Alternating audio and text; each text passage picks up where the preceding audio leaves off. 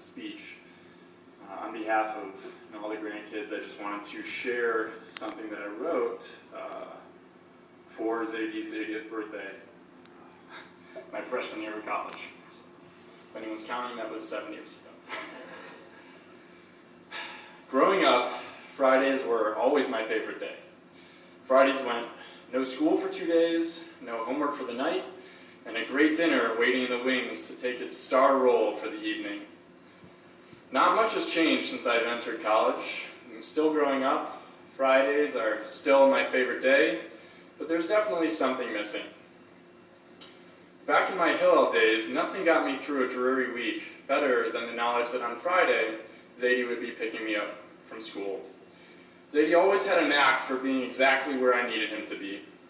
Busting out of the doors with the stampede of other children eager to let their weekends begin, I'd always spot him waiting for me at our agreed-upon spot, leaned up against the no longer standing brick pillars outside of Hillel Day School. Our routine would continue, and he'd tell me how he had finished some work and decided to come and wait early.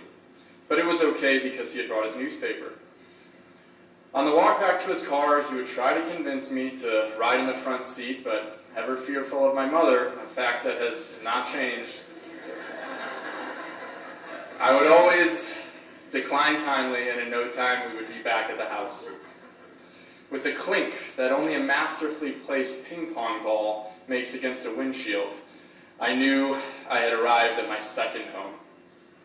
We'd walk in, and Booby would be waiting in the kitchen with a, "Well, hello." I'd sit down, that is what you sound like. I'd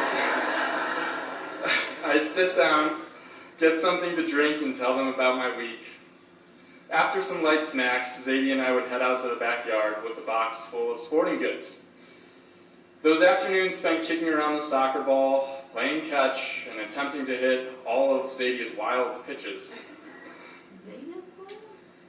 were my first introduction to my greatest love, sports. To this day, I can still remember Zadie demonstrating how to fit one's toe underneath a soccer ball to get some lift. And like an old home video, I can see myself playing goalie between the two trees next to the neighbor's house. And I can still remember the boredom I felt when Zadie tried to show me his new tomatoes.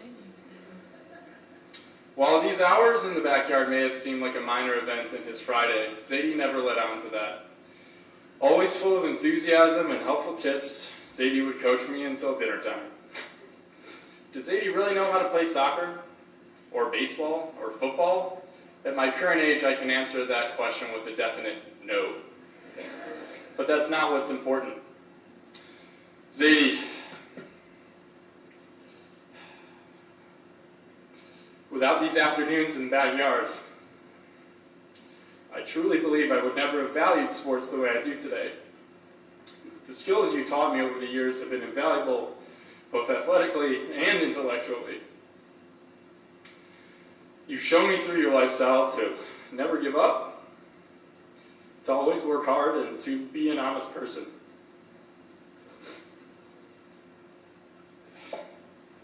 And every time I meet someone who knows him, who knows you, they go on and on about how good of a person you are.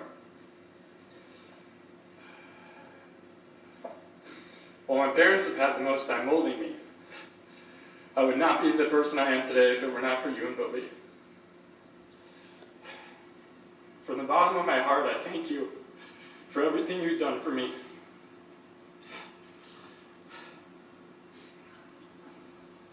And I hope that you have a wonderful birthday with many more to follow. Well, he managed 7 more birthdays, and we all wish that he would have been able to stretch out a few more. But on behalf of everyone here and our family, just feel very lucky to have shared all the time that that we did have with such a special person.